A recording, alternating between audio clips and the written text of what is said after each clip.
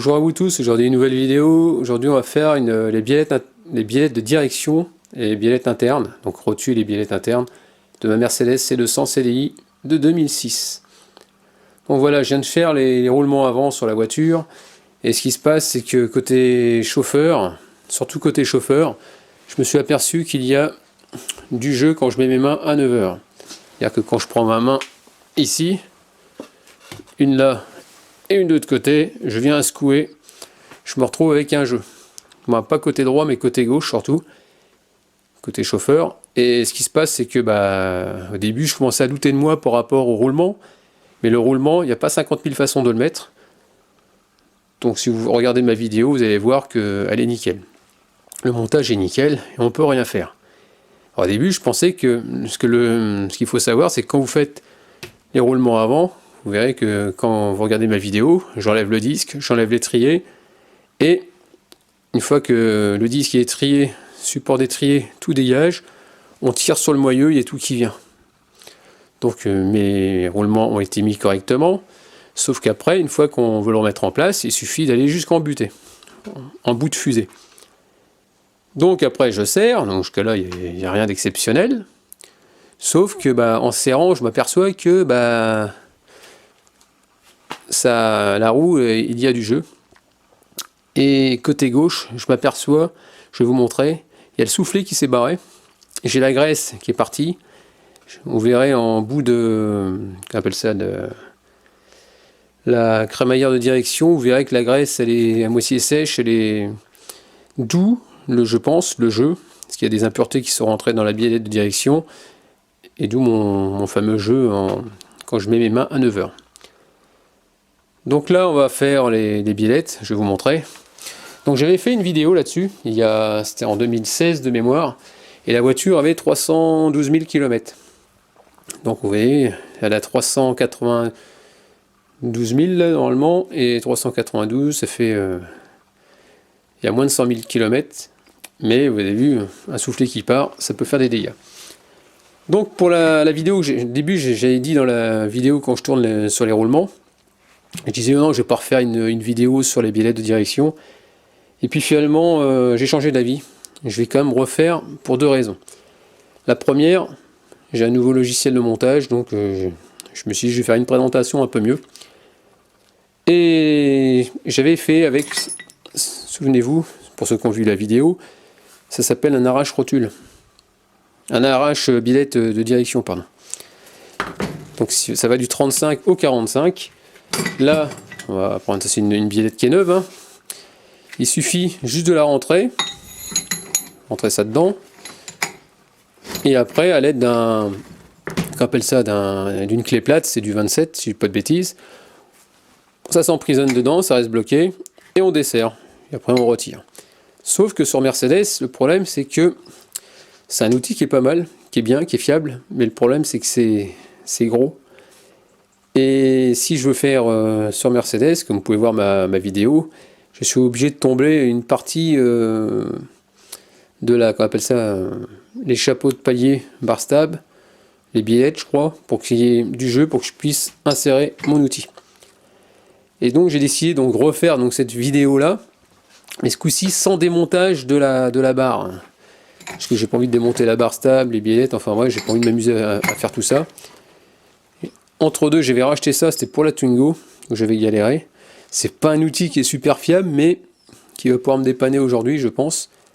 Donc on va essayer de faire ça juste avec cet outil-là. Ensuite, les biellettes. Donc ça coûte pas très cher. Alors quand vous faites des biellettes de direction, ce que je vous conseille, c'est qu'il y en a beaucoup qui changent que cette partie-là, partie rotule. Hein. Et je trouve ça dommage parce que le problème, c'est que ici, c'est un axe qui bouge, ça travaille, donc je vois pas pourquoi celle-là, elle serait usée, et celle-là aussi, pareil, comme on peut voir. Hein. Ici, c'est un axe qui bouge aussi, c'est sur une rotule. Donc pour le prix, parce que le problème, c'est qu'après, vous allez devoir faire un parallélisme. Donc c'est dommage de faire juste ça, faire un parallélisme, et peu de temps après, celle-là qui va suivre, il va falloir la changer également. Donc ça vaut sur Autodoc, Je crois que c'est 8 € la biellette. Donc pour celle-là, il n'y a pas de sens, ça peut aller à droite comme à gauche. Mais par contre, ici, vous avez il y a un sens, côté droit et un côté gauche. En général, suivant les marques, et celle-là, je vois pas, c'est pas marqué. Soit il y a un petit R. Ouais, non, je vois pas. Soit il y a un R, par exemple. R comme white, donc ça veut dire droite. Et si c'est L comme left, ça va à gauche. Alors, si c'est pas marqué, hein, vous la comparez avec le côté que vous devez faire. Mais il faut savoir qu'il y a deux côtés. Donc là maintenant, on va passer à la phase sur le véhicule. Donc on va faire retirer la roue. Donc c'est du 17 hein, sur la Mercedes. Et puis après je vais vous montrer. Donc ici là c'est du 22. 22. Il vous faudra, moi je vais prendre un marteau. Parce qu'après une fois que j'aurai desserré, je vais taper dessus pour pouvoir le décoller. Parce que c'est du conique. Pour pouvoir le décoller. Mais avant, on va desserrer. On va tenir ici, desserrer le contre-écrou. Je vais vous montrer tout ça. Allez, c'est parti.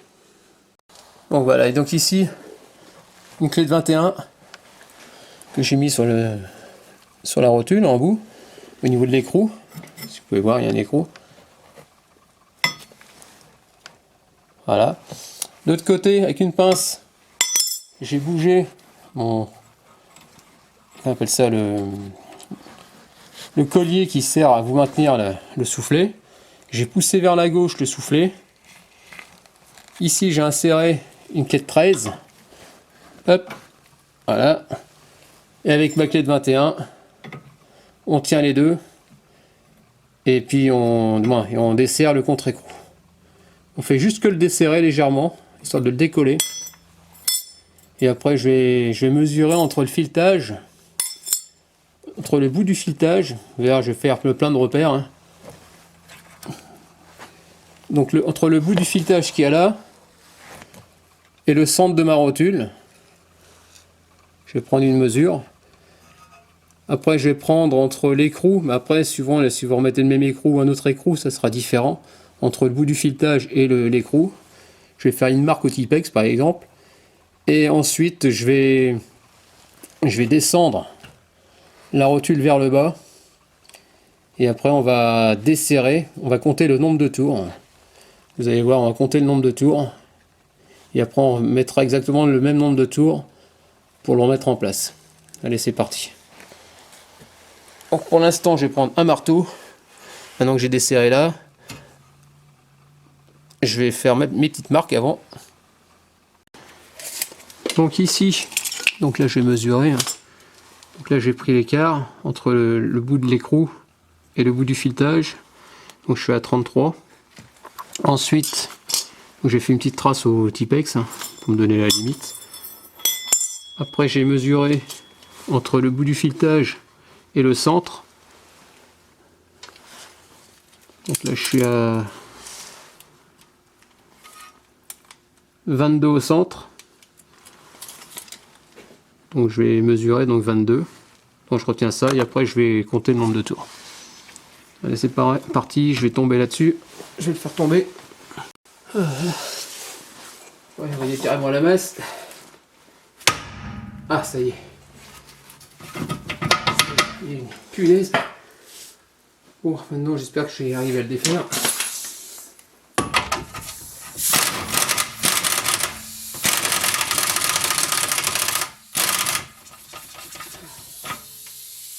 Le problème c'est que maintenant il vient pas. Ah. Il y a tout qui tourne dans le vide, il va falloir que je le bloque par au-dessus. Bon, c'est pas un problème. Je suis en train de galérer les amis. Et bon, je sens que ça vient. Les coups d'arrêt qu'il aime pas trop. Voilà, c'est bon. Là je sens que ça vient.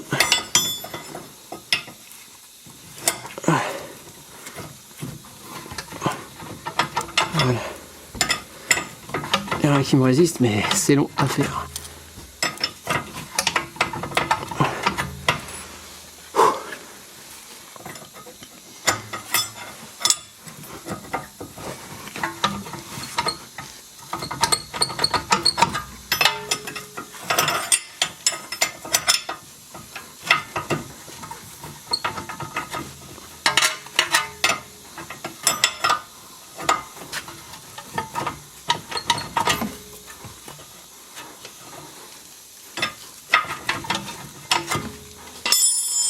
Ah, je sens que ça vient là. Ah, c'est bon, l'écrou vient.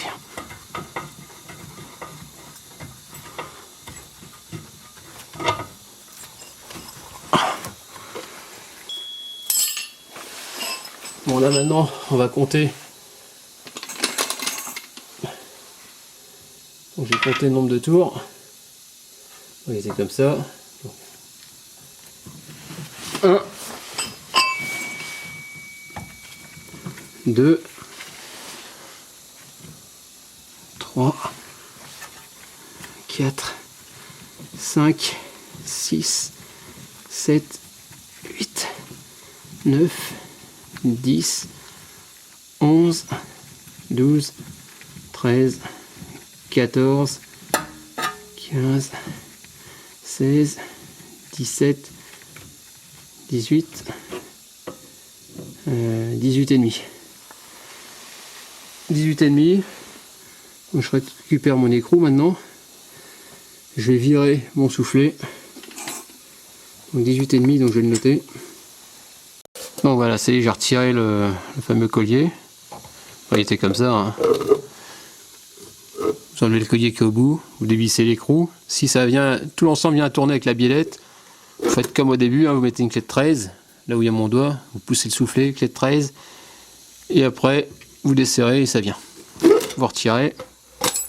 Ensuite, là on peut voir que, vous voyez, voilà, là c'est plus que mort les amis. Donc vous voyez, il n'y a plus rien à faire. Donc là, vous avez vu, c'est la graisse. Ouais, il va falloir que je nettoie tout ça. Hein. Mon Dieu, c'est tout pourri. Donc là, on va utiliser l'arrache de démon de biellette. Donc je vais essayer de le faire comme ça. On va essayer de mettre ça en place. Espérons que ça passe. Ah, ça me plaît ça. Comme ça. Sauf que là, non, ça me plaît pas. Comment je vais faire ça? Est-ce qu'il me paraît un peu... Aïe aïe aïe, comment je vais faire ça? Parce que si je fais ça... Non, c'est peut-être dans le sens que ça va aller.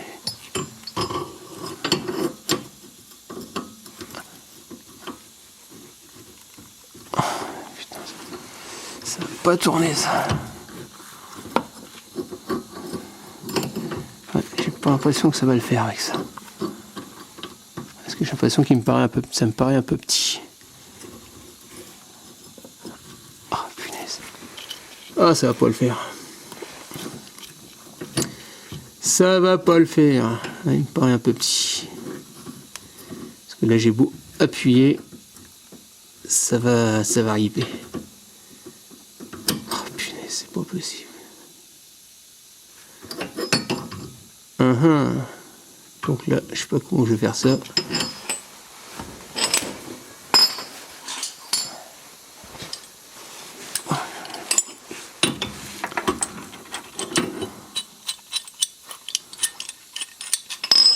Et avec ça, est-ce que je vais y arriver?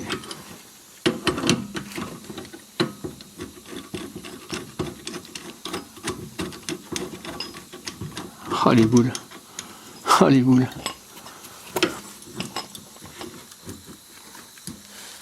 Oh. Non, ça va pas le faire non plus.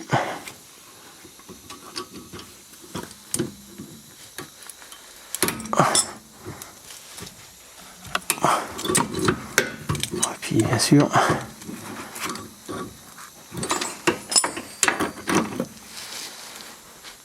Ah si, j'ai réussi. J'ai réussi, les amis. À coincer ma clé, mais j'ai réussi. Ouais. Voilà. Je suis content, ça va super vite. Bon, je l'ai pas abîmé, hein. Faut voir, elle est nickel. Je vais essayer à desserrer avec ça. Ensuite, donc là maintenant que je vais nettoyer mon axe de crémaillère, je vais prendre un chiffon, je vais prendre ce qu'il faut, bien dégraisser.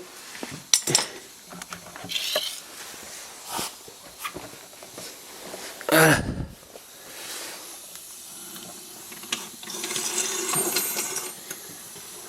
Donc on va nettoyer l'axe de crémaillère. Allez, c'est parti. Je vais prendre du nettoyant frein. Bon, j'espère avec ça, on verra bien. Donc ça y est, je viens de la remettre en place. En gros, bah, vous la vissez et vous serrez. Hein. Je fais avec la même clé, je fais ça avec ça. Hein. Pour resserrer, donc j'ai rien abîmé.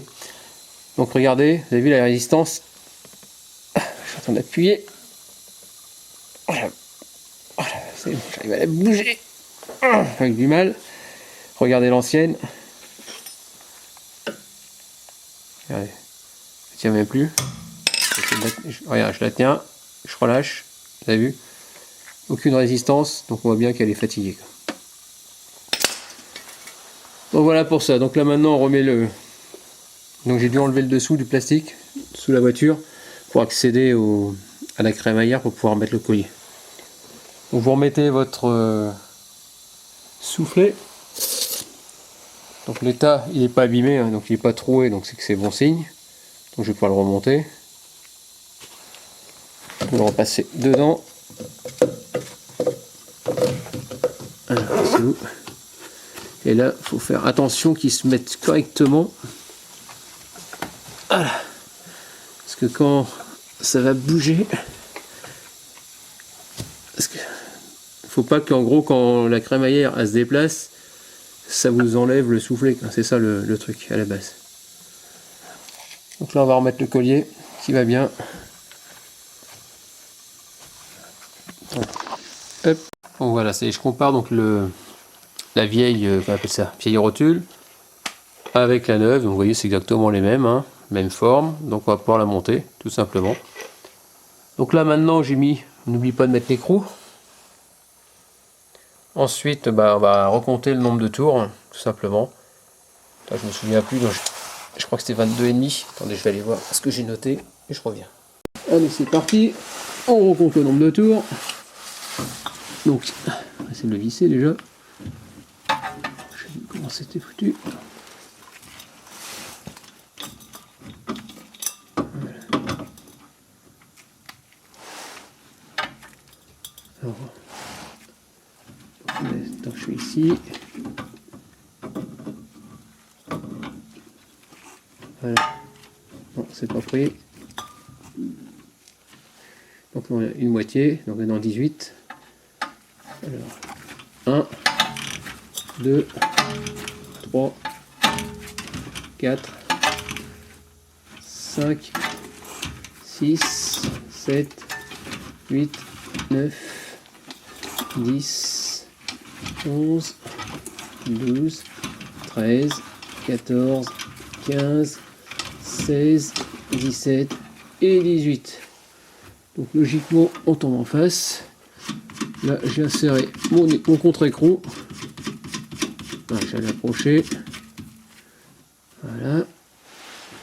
Est-ce que c'est comme ça? On vire l'écrou au bout. Voilà. Ah la vache. Donc logiquement, je dois pas être trop mal. 18. Je vais reprendre les mesures. Parce que j'ai pas remis le même écrou. Donc il était plus fin. Donc je vais faire des mesures avant. Donc là je viens de mesurer entre le bout du filet et l'écrou. Donc l'écrou, là, il y a une différence de 4 mm avec l'ancien.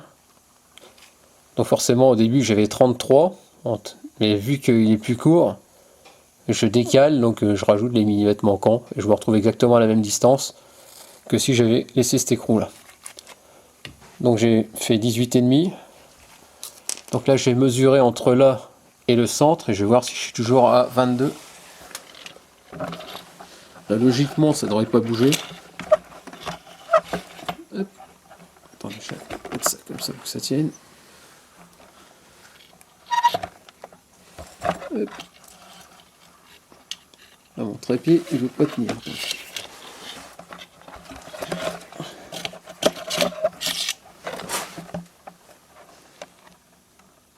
Voilà.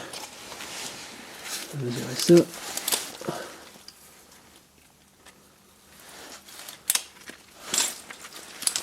Alors, je sais à combien entre le bout ici. à la louche.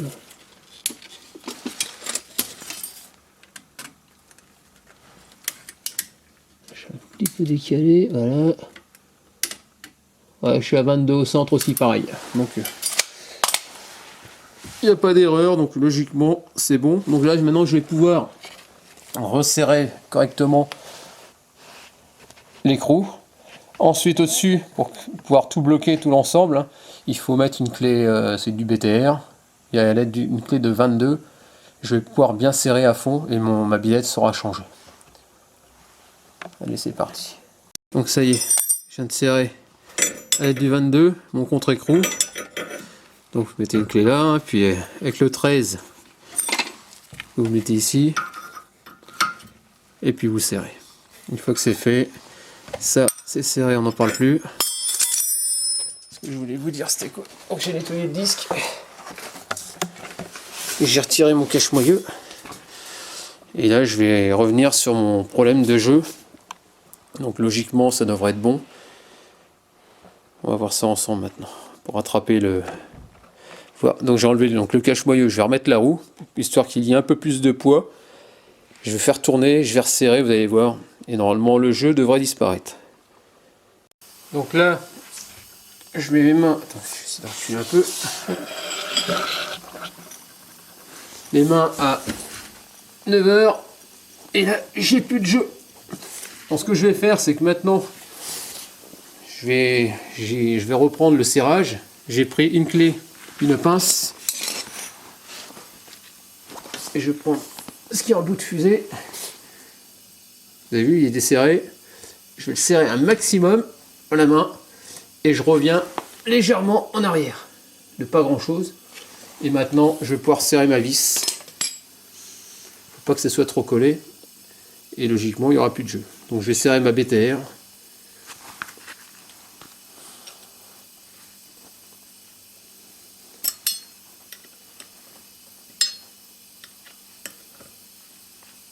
Voilà.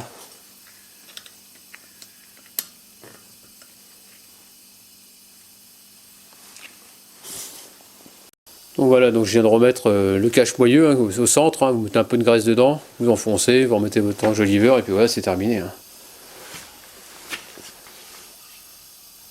Donc il y a rien qui frotte, tout va bien, il n'y a plus de jeu, donc nickel.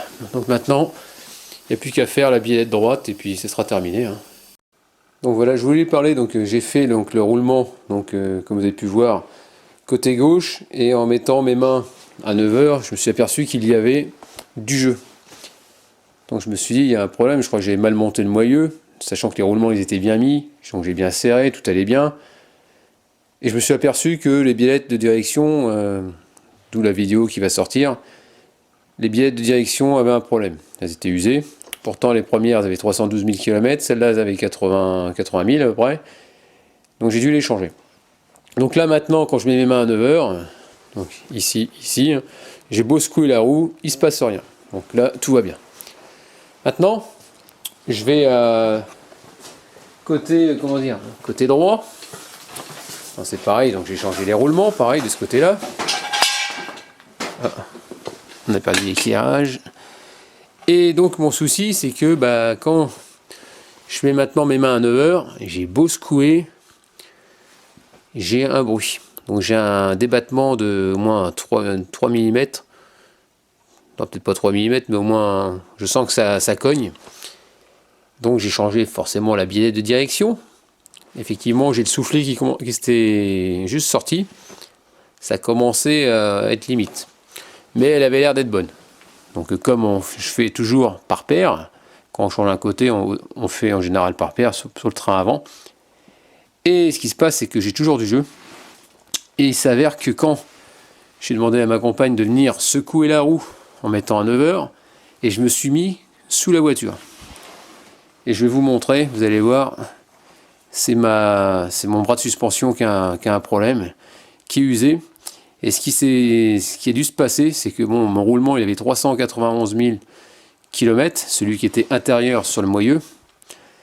Et j'ai les aiguilles du roulement conique qui commençaient qui étaient bien écrasées.